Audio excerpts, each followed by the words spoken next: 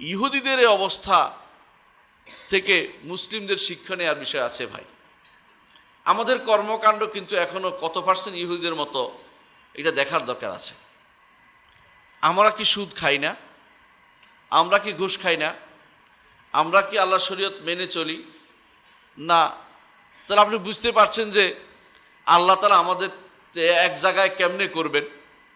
ওমর ইবনে খাত্তাব রাদিয়াল্লাহু আনহু একটা চিঠি লিখেছিলেন সাদ ইবনে আবি ওয়াক্কাস রাদিয়াল্লাহু আনহুর কাছে।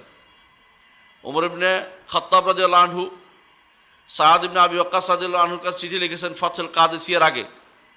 তিনি বলেছিলেন, আমরা কাফেরদের সাথে যুদ্ধে সমতা নাই, আমাদের কাফেররা বেশি, কিন্তু আমরা জয়লাভ করি আল্লাহ তাআলার সাথে সম্পর্ক উন্নয়নের কারণে। যদি আল্লাহর সাথে সম্পর্ক আমাদের উন্নয়ন না থাকে তাহলে কাফেররা আমাদের উপর জয়লাভ করবে। আল্লাহর সাথে সম্পর্ক উন্নয়ন না থাকে কাফেররা জয়লাভ করবে। কেন কাফেররা জয়লাভ করবে?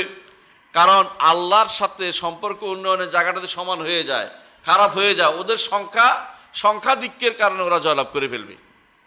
অবস্থা এখানে দাঁড়িয়েছে।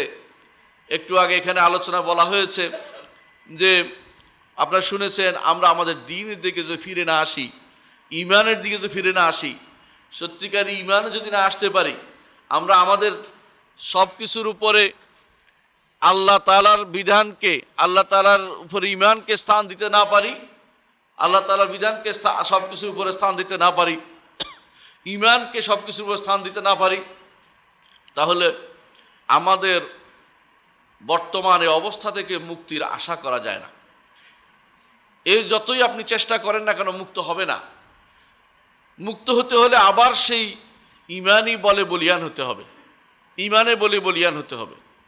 যে ঈমানই বলে বলিয়ান হয়ে সাহাবায়ে কেরাম যুদ্ধ করেছেন এবং ওমর ইবনে খাত্তাব রাদিয়াল্লাহু আনহু তাদের সাথে চুক্তি করেছেন, এবং সেরকম ঈমানই বলে বলিয়ান আমাদের হতেই হবে, এর কোনো বিকল্প নেই। সুতরাং এরপরে যতগুলি যুদ্ধ হয়েছে, আমি নামগুলি বলবো না, শুধু এটাই বলবো যে এইটা আমাদের প্রত্যেকটি জায়গাতে ঈমানি মর্তবা বেশি ছিল। একটু দেখেন, যারাই এভাবে হুটহাট করে হানাহানি মারামারি করে কিন্তু ফিলিস্তিনকে মুক্ত করা যাবে না। ফিলিস্তিনকে মুক্ত করার জন্য লাগবে সম্মিলিত প্রচেষ্টা। মুক্ত করতেই হবে, এটা আমি বলবো, সম্মিলিত প্রচেষ্টা লাগবে। এই সম্মিলিত প্রচেষ্টা করে দেখিয়েছেন নুরুদ্দিন জিঙ্কি, সালাহুদ্দিন আইয়ুবী রহমতুল্লাহ আলাইহিম আজমাইন। এরপরেও আরও অনেকের আগেও আরও অনেকে করেছেন। যারা ফিতনাবাজ তারাই শুধুমাত্র বারবার ছেড়ে এসেছেন, কিন্তু যারা শরীয়তের বিধান মেনে চলেছে, শরীয়তকে প্রাধান্য দিয়েছে, ওরা কোনোদিন ফিলিস্তিনকে কারো কাছে ছেড়ে আসেনি।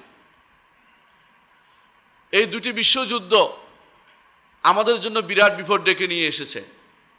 এই বিশ্বযুদ্ধগুলির আগে মুসলিমরা মুসলিম দেশের এক প্রান্ত থেকে আরেক প্রান্তে ঘুরে বেড়াতে পারত।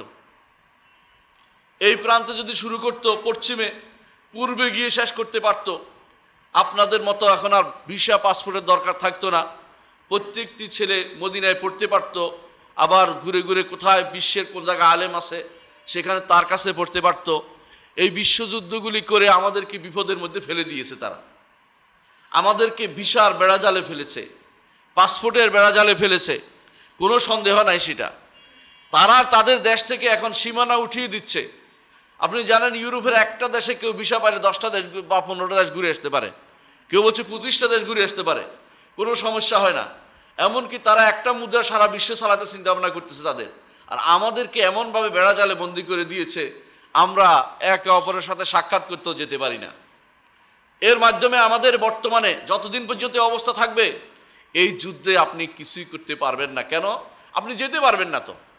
একটা সময় ছিল যুদ্ধে আহ্বান জানালে এই বাংলাদেশ থেকে অথবা ভারত থেকে, দূর থেকে সবাই সে যুদ্ধে অংশগ্রহণ করার জন্য সহযোগিতা পেত।